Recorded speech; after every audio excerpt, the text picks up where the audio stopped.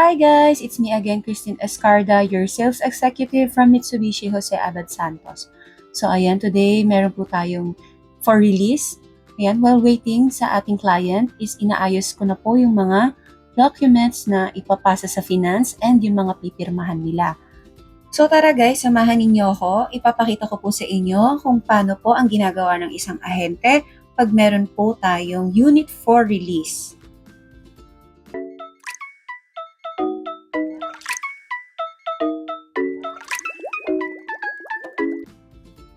So, as you can see guys, nandito po ako ngayon sa finance.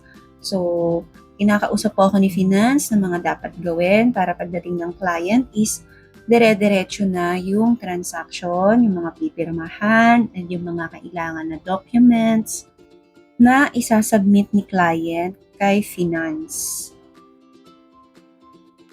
And ayan na po, dumating na po si client.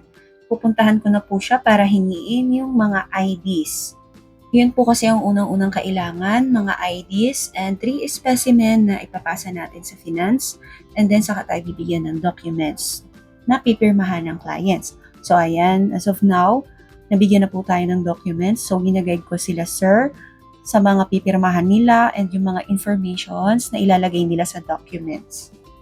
Bali guys, si sir po pala is yung principal borrower natin. Yung co-maker niya naman po is yung brother niya, which is OFW.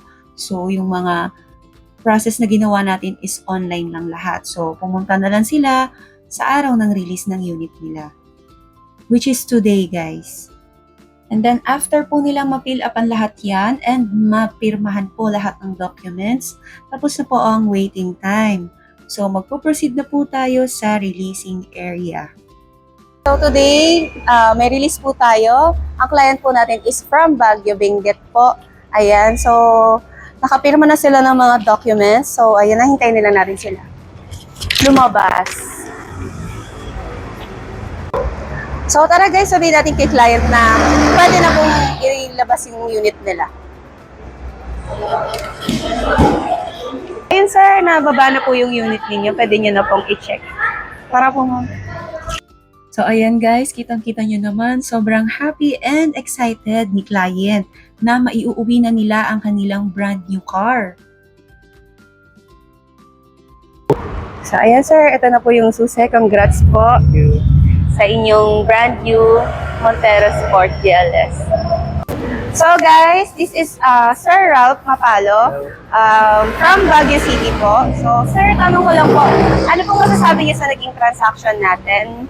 So far, so good naman. Simulat sa pool na nakaantabay si Ma'am Christine ang ka-release namin yung unit.